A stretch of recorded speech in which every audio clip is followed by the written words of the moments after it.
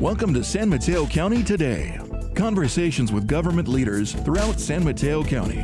Here's your host, Marshall Wilson. Welcome to San Mateo County Today. I'm your host, Marshall Wilson.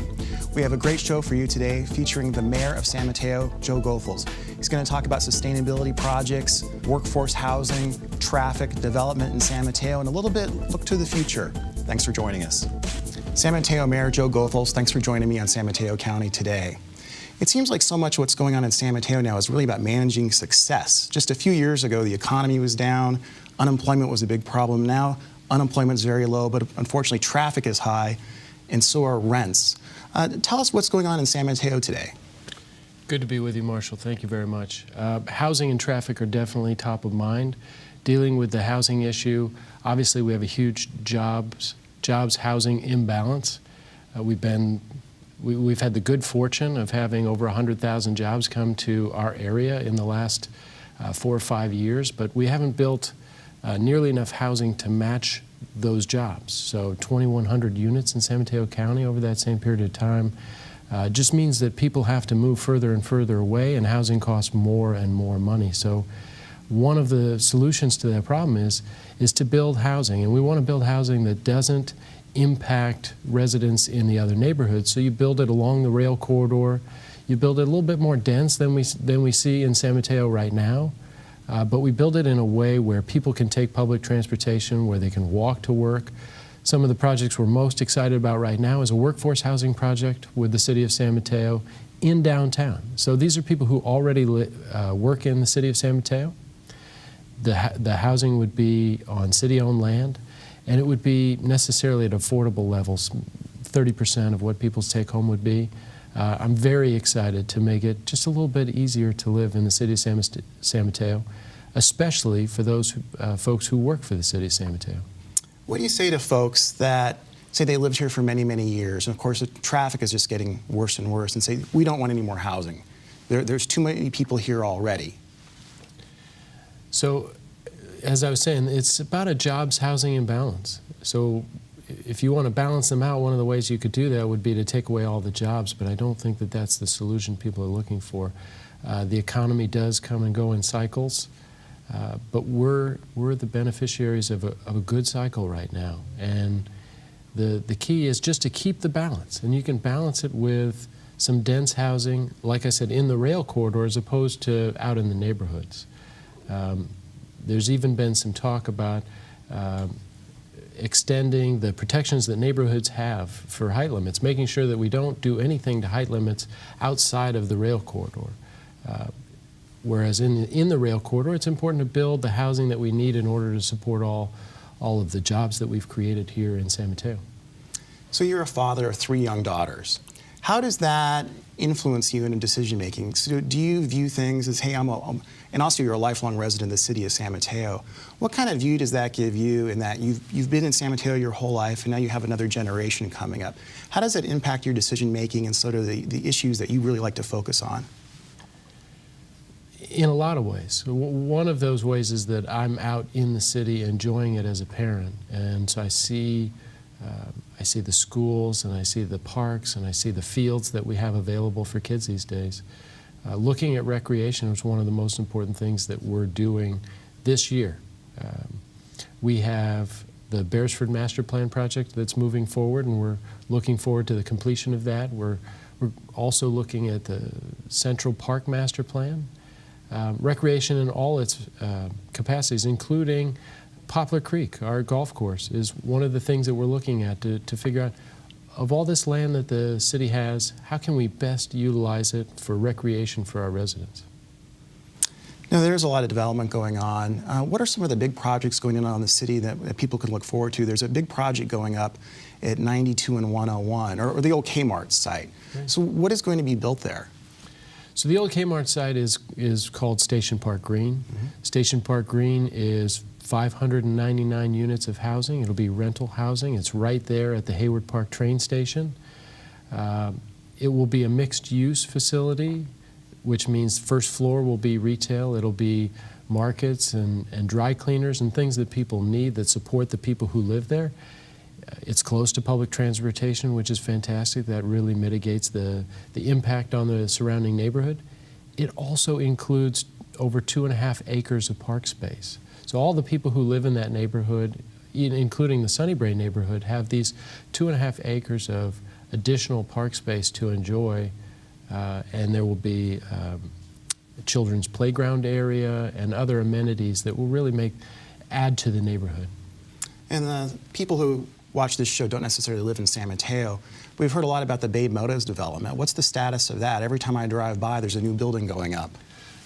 Bay Meadows, we had a racetrack, our old historic racetrack, Bay Meadows, which you said I'm a lifelong resident. I remember going out as a kid and watching races at Bay Meadows. Not betting on them, though. Not betting. No, of course not.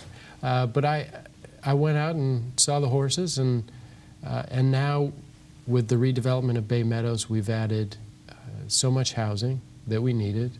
We added a new shopping center. We added 15 acres of park space. That's one of the most amazing new parks. For a city that's built out as much as ours, to add 15 acres of park space is just incredible.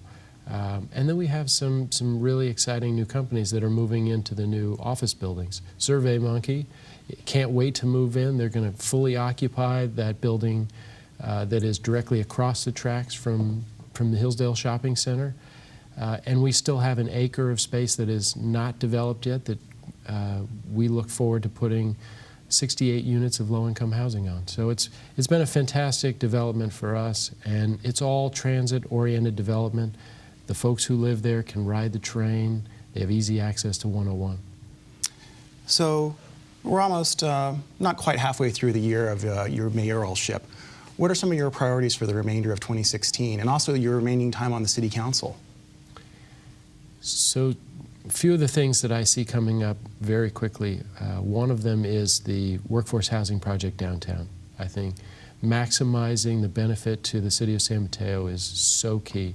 It'll be key to the city, it'll be key to our employees, it'll be key to those folks who need housing just to be a little bit more accessible. I'm sorry, let me ask about that. Has there been any backlash or people saying, hey, government employees, why are you going to provide housing for them?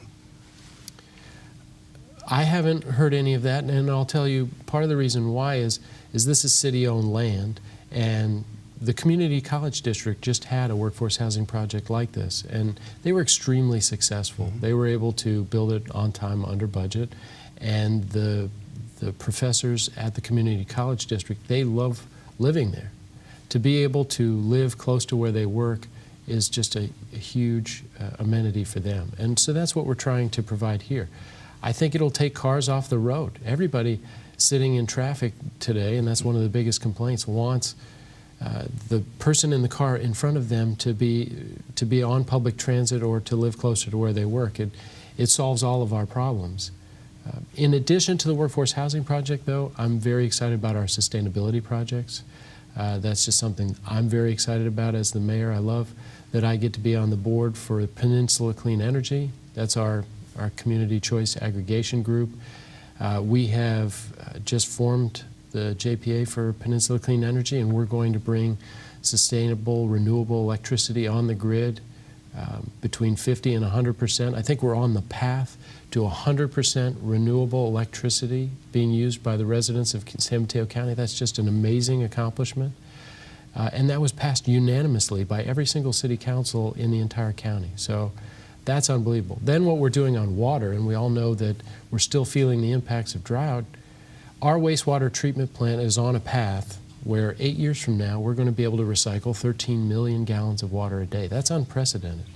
We just had a meeting last week with the expert from Israel who came out to tell us all the things that they do on water sustainability. And so we look forward to being able to not only recycle 13 million gallons of water a day, but also out at the wastewater treatment plant, they produce a tremendous amount of biogas. And this biogas it's methane like anywhere else. And we have just broken ground this year on a condenser, and the condenser will then turn the biogas into a fuel. And so we're in the process of buying a fleet of vehicles for the city that will run on the 500 gallons of biofuel that come out of the wastewater treatment plant.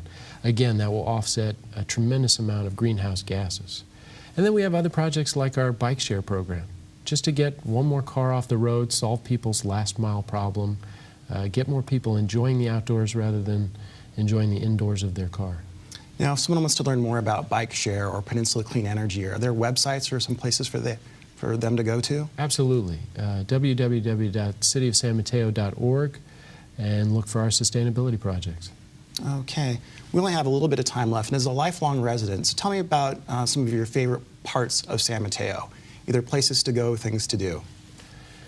Well, for me, I live close to downtown. I love walking downtown. And that's not something that is a lifelong joy, because really it was the city councils before me that put the cinema in, and that movie theater has just made a huge impact on downtown. It brought all of the restaurants. So now walking down B Street in downtown means you get to smell all this amazing food, and I dare you to try to walk down B Street without stopping in one of the restaurants. Central Park is a joy, but we have something very special this year. This year we're celebrating 50 years of the Japanese tea garden, celebrating our relationship with Toyonaka, Japan. Such an amazing cultural exchange that we have had with them. We send the baseball teams over, they send their baseball teams over, but it's really been so much more than that.